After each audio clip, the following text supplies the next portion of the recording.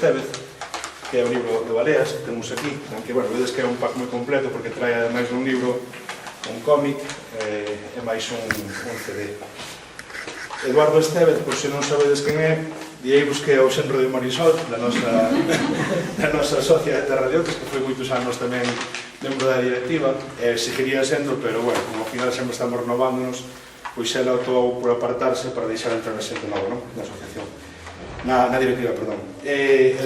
Marisol tamén vos diría, xa a nivel xa menos localista ou menos outense, incluso menos de Terra de Outes, que Eduardo Estévez pois é un dos poetas máis destacados da poesía galega, ainda que é un poeta que polo menos no primeiro momento foi alófono, non? Que chama un poeta alófono, que é un poeta que escribe nun outro idioma que non é o seu idioma de orixe, o seu idioma materno, porque Eduardo nasceu en Buenos Aires no ano 1969 e acabou se sentando en Galicia no ano 95, por iso deu este paso ao galego, non? De feito, el ten dito que empezou a escribir en galego antes de falalo, non? Porque Antón Lopo, que é unha persoa que temos tamén en común no noso saber editorial, non? E de publicar libros, pois foi o que o convidou a participar naquele proxecto que foi a Revista das Letras. Ele aí empezou a escribir bastante en galego, paralelamente á súa actividade poética. Na poesía de Eduardo Estévez hai moitos títulos, non? É un poeta bastante prolífico, pero máis que darvos nomes de obras, penso que é máis interesante referirme a unha cuestión, non? Que é probablemente o poeta que máis actividade ten en internet, ten tido moitos anos, ademais moi pioneiro, desde o punto de vista dos libros en proceso, non? Como tamén é o propio de Baleas. De Baleas é un libro que naceu no ano 2014, aproximadamente, se non me equivoco, en marzo, ademais, que depois na alguna parte do blog, cando mirei, e foi un libro que foi creando na rede, non? Iso está aberto tamén, por lo tanto, a opinión dos lectores, está aberto aos comentarios, e concibe, por lo tanto, os libros como unha especie de o que se chama en inglés work in progress, non? É dicir, ir traballando e ir modificando. De feito, iba entrando, comentando nas entradas que algún poema mellor acababa saindo, entrarían outros novos, cambiaría o contexto. Isto só fixera antes con outro libro, que fora o libro aquel que foi moi polémico, Construccións, en Construcción, que se chamaba inicialmente, e acabou sendo Construccións no 2008, publicado por fin en papel, que fora un libro que, bueno, se causou discursos tamén, non? Porque fora aquel libro do premio González Garcés, que obtivo no 2006, se non me equivoco, non? Ou 2008. No, 2008 foi publicado. No 7 sería entón. Debe ser no 2007, sí, porque non sei se o que foi o premio foi o de Fernán Bello, se non me equivoco. Fora finalista no de Mourelle, o Acesi, sí, creo que sí. Bueno, e Juan, no 2007, entón, foi ese premio polémico que foi impugnado polo finalista, ou polo Acesi, porque, claro, dicía que Eduardo estaba publicando un libro que xa fora publicado algún texto en internet. Efectivamente, isto, calquera que seguira a obra de Eduardo sabía que era marca da casa, non? De ir elaborando os libros na rede. Ademais, bueno, ele tamén é pioneiro na cuestión esta das páxinas web en galego, os blogs, porque ten un blog que se chama Lúa Gris, que leva desde hai moitísimos anos, máis de 20 anos probablemente levadas con ele, que ademais estás sempre reactualizando, non? É complicado levar un blog ou unha páxina web durante tantos anos e sempre reactualizando, non? E ademais reinventándote incluso, creo, non? Chamase Lúa Gris ese blog porque era un libro del que foi o que probablemente o que lle deu o éxito nos anos 90 e o converteu nun dos poetas máis como vos diría, máis nomeados, non, desa década, probablemente, por ese libro, Lúa Gris, que foi publicado nunha colección prestixiosa da editorial Xerais no ano 97, se non me equivoco, pode ser por aí, non? Bueno, tamén ese ano obtivera un premio, un accésito, o premio González Garcés tamén, que non me acordo o título, é o dos Paxaros. Exactamente, que é un libro que ele publicou en galego, pero que fora inicialmente escrito en castelán, se non me equivoco, na súa etapa americana, porque ele, bueno, pues empezou a ser escritor como dixo o primeiro, en Buenos Aires, en Caracas tamén estivo unha etapa, en Venezuela. É unha persoa que, como vos digo, desde que entrou no sistema literario galego, acabou sempre creando alrededor dele unha rede de colaboradores que tamén levanos a este libro. Temos aquí a editorial Caldeirón, que lle publica o libro, é unha editorial que foi un proxecto iniciado por Paco Souto, este perseveiro da Costa da Morte que morreu hai uns meses, non sei se lembrades. Bueno, pois Eduardo é un pouquiño que colleu o testemunho desta editorial, e el mesmo acabou editando este libro que estaba na rede, acabou publicando neste formato papel, Vedes que é, por tanto, un libro, o cómic de Tokio, que é un ilustrador tamén conocido no mundo do cómic galego, porque é famoso sobre todo por un cómic que se chama Cabana de Balieiros, que publicou no 2011, que, bueno, conta a historia así dunha vila no século XIX, unha vila mariña, non? Bueno, Tokio combina tamén a ecoloxía, o coñecemento das ciencias do mar, non? Por a propia formación del a nivel académico, e o dibuixo, non? É un gran dibuixante, ademais, saberedes cando sabe do cómic. E despois tamén hai un CD que aí xa non conozo tanto, que son músicas, que chamas ti músicas de Baleas, que colaboran moitísimos músicos, non? E artistas, algúns deles bastante conocidos na escena galega. Entón vedes que Eduardo é capaz de, alrededor del, sempre ir artillando un conxunto de colaboracións e de vasos comunicantes, non? Na cultura. Ímolo veros entón aquí actuando, recitando, falando, aquí neste Reconcho da Serra. El tamén, cando entredes na súa página web, veredes que ten un texto autobiográfico onde vai contando cada libro que foi facendo e vai contando a fiestra que tiña no momento de escribir o libro, non? Contas, escribín este libro en Betanzos e había esta fiestra, había isto desde a fiestra, escribín isto en Compostela e había isto desde a fiestra. E o de Baleas, el di que agora vive en Outes e ten unha fiestra cunha larga paisaxe, non? E cando quixemos facer aquí este acto, pois eu quixo escoller tamén esta fiestra que temos aquí atrás. E temos unha paisaxe nocturna, pero como están aquí as Baleas, parece que estamos nun acuario no medio do mar. Entón temos aquí tamén unha paisaxe que probablemente é a paisaxe deste libro de Baleas, que é o libro que traemos os aquí a Outes. Moitas gracias.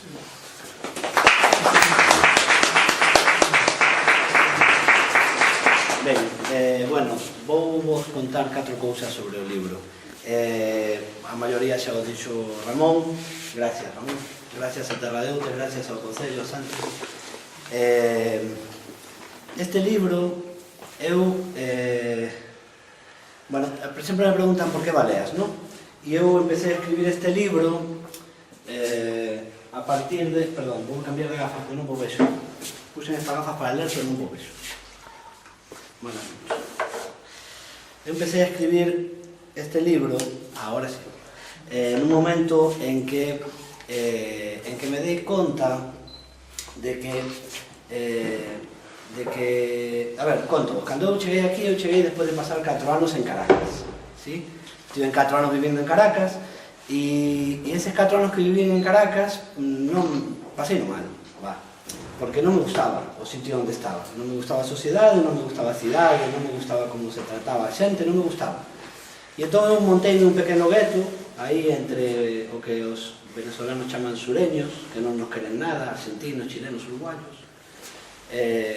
Montámonos un gueto ali, o sumei a un gueto que xa estaba montado, e aí vivín máis ou menos ben durante os 4 anos e pico que estive en Caracas. Pero cando eu cheguei aquí, deime conta de 2 cousas á vez.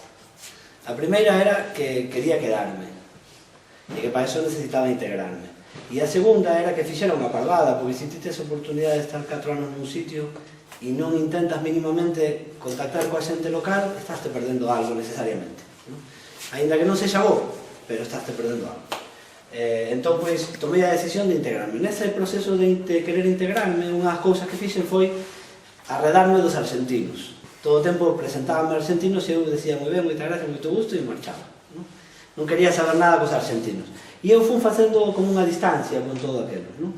Porque tiña unha intención moi clara de quedarme aquí, de integrarme aquí, Cando, bueno, por distintas circunstancias, cando tive un fillo, deime conta de que nun momento determinado deime conta de que él se estaba perdendo algo, que eu podía transmitirlle algo que non lle estaba transmitindo, que era unha cultura, non a lingua, porque a lingua al final acaba papando. De feito, eu falolle galego, sempre lle falei galego, pero ele fala en castelán, non?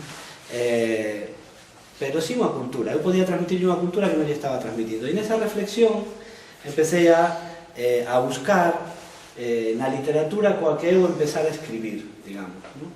E estaba xa empezando a escribir este libro de Baleas. Entón, este libro é un libro que ten, por un lado, moita mirada a Argentina, moita mirada a unha Argentina que probablemente xa non exista, que é a Argentina da época en que eu empecé a escribir, estou falando dos finais dos 80, do século pasado, e a literatura e as mitoloxías que se construían alrededor desa literatura que eu escribía. Entón hai 2 nomes que aparecen no libro, digo porque vou ler poemas onde que son o de Juan Gelman e o de Raúl González Tuñón, que son dos poetas que para mí foron moi importantes nesa construcción. Entonces, por un lado eso. Por outro lado, outra cousa que quero decirvos antes de ler o primeiro texto é que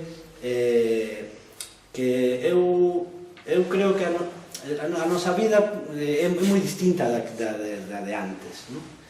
Eu imagínome a Cervantes escribindo o Quixote e o tipo debeuse tirar moitos días ou moitas semanas ou moitos meses sentado escribindo, e nós non podemos facer isto hoxe en día. Nós traballamos a cachos, facemos un cachiño e soa o teléfono, facemos outro cachiño e entra un WhatsApp ou un correo electrónico, lemos, entramos, vamos ver unha noticia que aparece en internet, ou polo menos, non? A miña vida é así, feita a cachos, non? Entón, a min interesábame que eses cachos, de alguma maneira, se visen como se metían polo medio dos poemas. Entón, ides ver, cando lea, que os textos empezan falando dunha cousa, pero van cruzándose outras historias polo medio. E antes de ler o primeiro texto, quero contarvos que o primeiro texto fala de Ulises.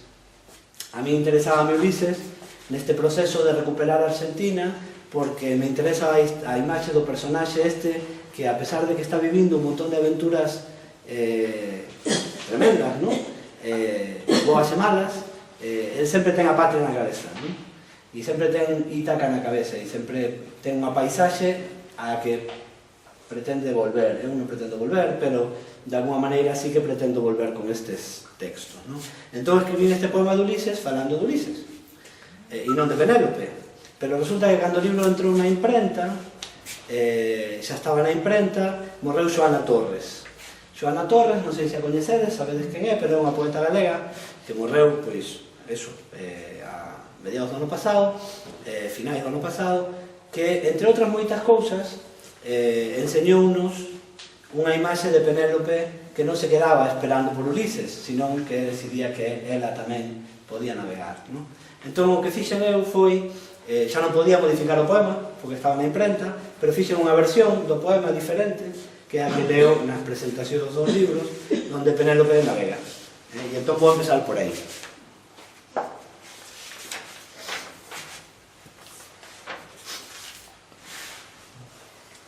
Cando regresaba Ulises dos restos calcinados de Troia, foi tentado por sereas, atacado por ciclopes, pero por ningunha destas criaturas foi vencido.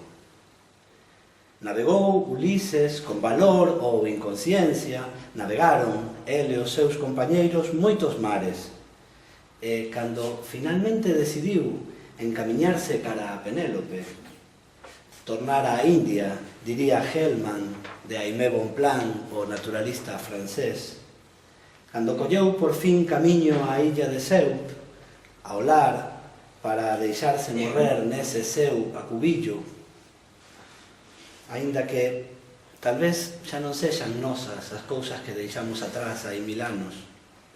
Nese seu último camiño atopou unha balea e marchou detrás do seu roncel, o que o seu canto deseñaba nas ondas. Neste texto ecoan tenues Nunú, Bonpland e a melodía do poema de Gelman, ou non é de ninguén a música do verso. E navegou Ulises outros mares, e acaso esqueceu a Penélope. Bonpland nunca esqueceu a lúa no colo de Nunu xunto á boca do Orinoco. Penélope partira, tecera e destecera, e un día descubriu que a vista que tiña a pousada no porto era larga e miraba horizonte. E embelleceu no mar, foiselle marcando na pel o salitre das súas singraduras, e morreu. E morreu tamén Ulises, solitario, porque a balea é libre, e un día marchou e deixouno extraviado para sempre. Ben, o segundo poema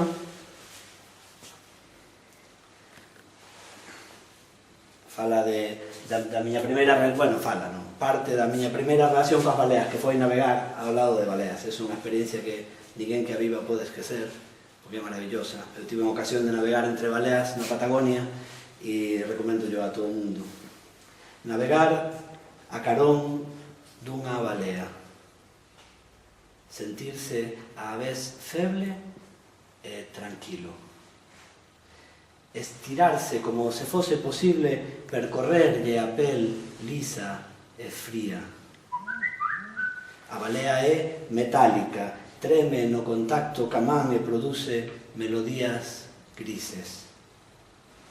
O músico Jacobus van Eyck ocupouse nun tempo de manter afinadas con precisión milimétrica as campás todas da cidade de Utrecht. Resultaba extraña aquela armonía porque o toque das campás adoita ser disonante. Pero el procuraba que fosen reflexo da imaxe que tiña de Deus, da exactitude que ao seu Deus lle supoñía. O canto da balea non é simétrico, son impuros os armónicos que produce se arrozas. Se apalpas, os calos que medran no seu lombo semellan conservar memoria de todas as singraduras. Pero, se puidese, a balea esquecería mesmo a corrente na que paira, porque a memoria é náufraga e doe. Imagina unha igrexa de Utrecht tal como a representaría calquera pintor da época de Van Eyck. Liñas que se proxectan cara ao alto, igual que ascende a luz e delimita volumes e espazos de penumbra. Igual que está feito de liñas de luz e sombras o corazón das xentes. Navegar a carón dunha balea.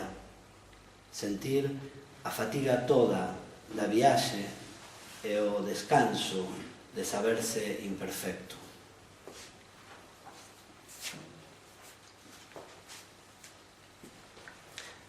Cando eu fago un traballo na rede de ir construir un libro, a miña idea é que a xente participe, é dicir, que a xente me diga o que opina, que me faga críticas, que me recomende quitar, arreglar cousas. Eu fago caso ou non, pero atendo, digamos, a todos os comentarios, non? E unha persoa, neste texto que ven a continuación, que fala dunha balea varada na praia, faloume de unha imaxe que creo que está nun relato de Dieste, me parece, que di que o cheiro da balea estarrece. Eu pillei esa idea e está metida aquí no texto. É unha das cousas nas que o proceso fixo medrar o poema. Unha balea varada na praia estarrece como a ruína de un imperio. É unha postal imposible no centro da paisaxe. Treme o aire que paira inmóvil ao seu redor e non ten esa tensión do horizonte, senón acaso a conciencia de ser ela mesma todo un final. A balea é un deus caído, unha espera deitada. Se falas con ela, parecerá que escoita a túa dor e devolve preamar. Uns nenos achéganse, pés na area fría, observan con distancia. A balea non pode moverse, pero non é o seu cheiro o que estarrece. Acaso sexa a inmensidade da metáfora. Bueno, o libro trae dentro unhas baleas de papel.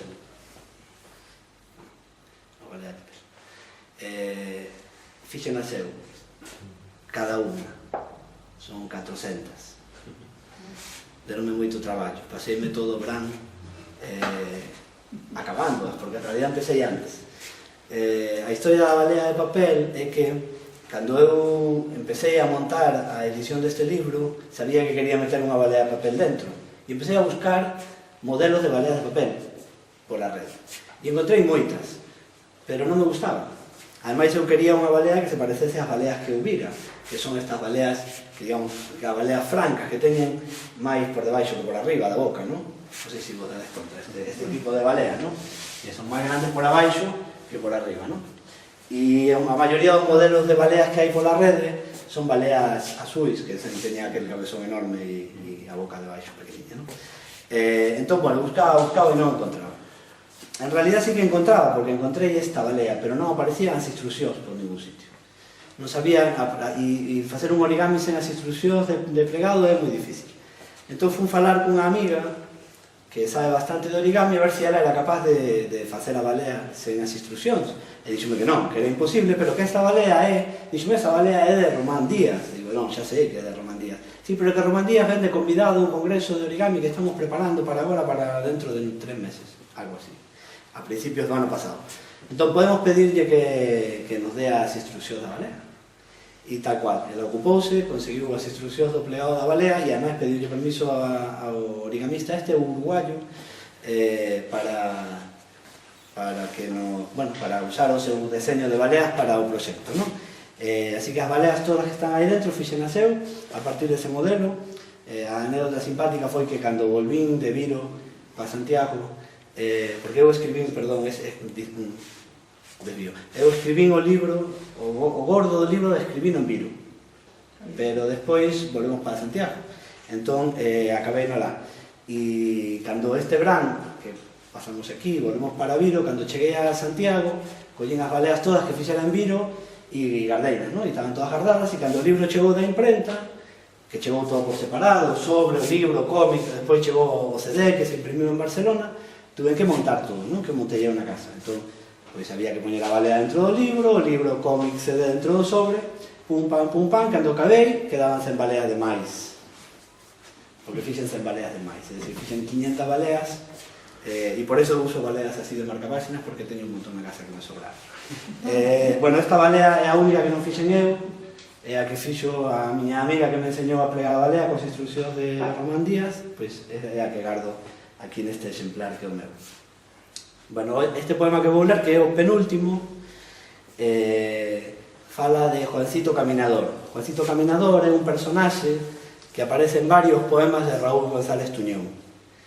Raúl González Tuñón di que era un prestidigitador pobre de circo pobre. Hai audios por aí na rede, podes coitalos, onde Tuñón fala de Juancito Caminador.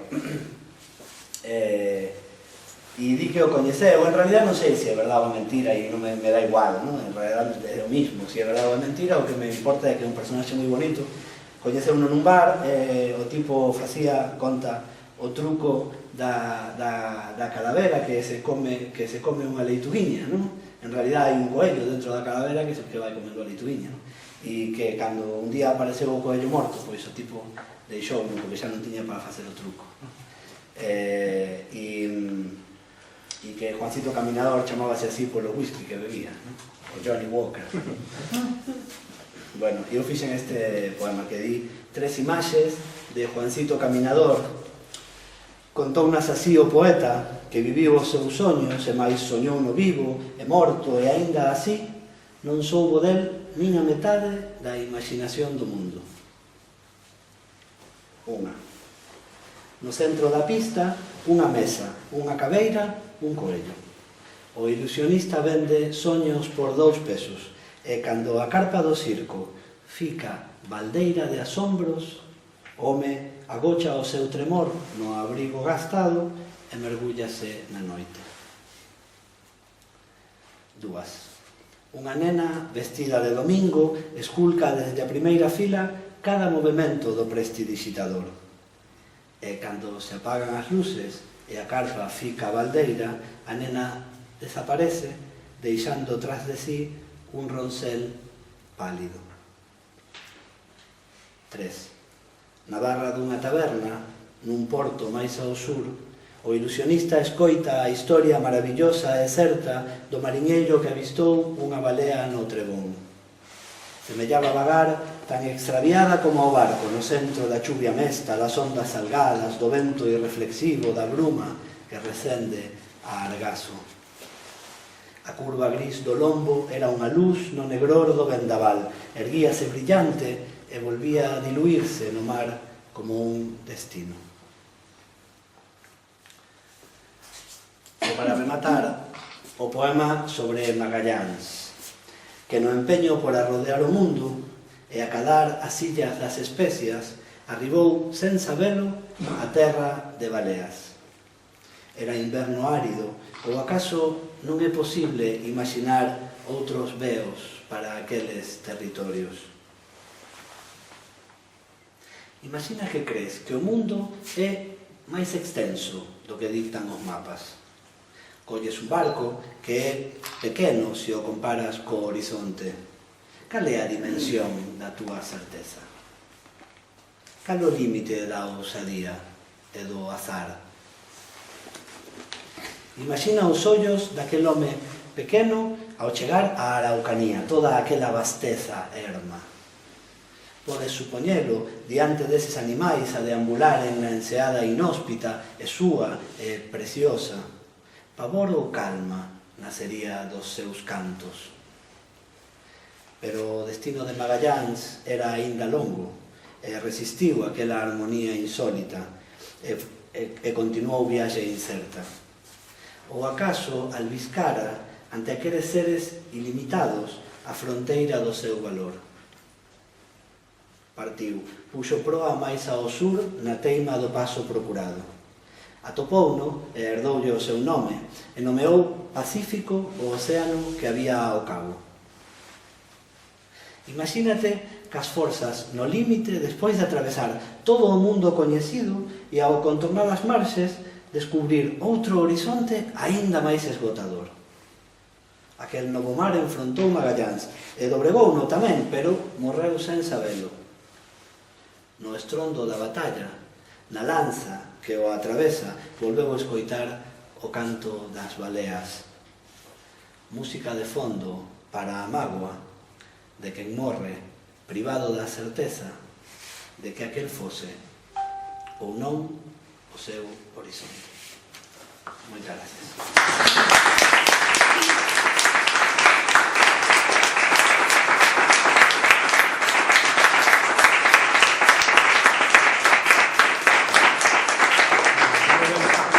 Gracias a Eduardo. Se alguén de vos quere ter unha... Bueno, o libro é importante. Cando eu levaba un tempo colaborando con Paco Souto nas edicións de Caldeirón, na parte de atrás. Ele era o editor e eu facía traballo por dentro.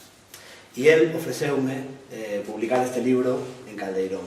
E empezamos a argallar o libro, empezamos a pensar como podíamos editar. Ademais, tiña a dificultade de que queríamos editar en papel unha cousa que xa prácticamente estaba na rede, entón queríamos darlle ao libro outra volta e que tivese alguna adicional, non? E entón empezamos a pensar en todo isto, no CD, no cómic. Cando eu lle falei do CD, porque eu tiña músicas na cabeza todo o tempo que estaba escribindo o libro, el dixome, eu teño un colega que ten un estudio, eso facilísimo, traemos un músico, levámoslo salir a gravar, e el xa se ocupa de todo e tal, e ademais cóbrame moi pouquiño, non sei que. E eu tirei para diante. O do cómic ocupei meu, porque Tokio é amigo meu dende hai moitos anos, e bueno, eu quería facer cómic, había tempo, e entre os dous fomos tirando para diante e saiu o cómic. Pero resulta que cando íbamos a empezar a montar, bueno, íbamos a empezar xa co traballo concreto de facer o libro, Paco morreu. O Paco levou un mar cando estaba ao Percebe, non? Que era a súa profesión. E entón eu, bueno, tuve que facer o libro eu só. E unha das cousas coas que me encontrei foi que había que facer un CD, e eu non sabía nin quen era o colega de Paco que sabía facer CDs, e non iba a ir a muller a preguntarle quen era o colega. Entón, pois, bueno, tuve que buscar a vida, foi difícil, deu moito traballo, e bueno, ao final saíu, ao final creo que saíu coa axuda de amigos. Aquí hai fundamentalmente amigos e amigos de amigos. Os amigos convidaron a outros amigos a participar do proxecto. Bueno, é unha música curiosa, diferente. Cada músico ademais fai unha cousa diferente, pero bueno, deu moito traballiño e aí está. A editorial, que é unha asociación cultural de Malpica, pois fixo un esforzo grande para editar isto, porque isto, bueno, costa diñeiro editalo, e bueno, por eso ademais eu comprometerame con Paco a que el publicaba o libro e eu saía a venderlo. Entón, por eso que me impliquei nesta que chamo xira de Baleas, porque é unha xira enorme que xa está acabando, quedannos agora, despois desta, quedan dúas. Sí. e xa acabamos o que eu chamo a xira oficial, despois hai algunha cousa solta por aí, pero acaba. E bueno, o libro máis ou menos está funcionando ben, pero ainda así seguimos necesitando vendelo. É barato, costa 15 euros, que creo que ides a comprar un CD e xa un CD sabe máis caro que iso, e aquí ademais levades poemas e cómic. Nada, moitas gracias por vir, gracias por acompañarnos. Non sei tamén se a gente nos unha pregunta, bueno, se pode facer. eu nunca abro turno de preguntas porque vale. entón, no, porque se monta aquí un silencio incómodo, ninguén sabe que decir. No, pero se non hai, non... Pero bueno, se queredes preguntar, estou aquí, podo asignar exemplares, Sí, tamén, claro. e moitas gracias, moitas gracias. Gracias.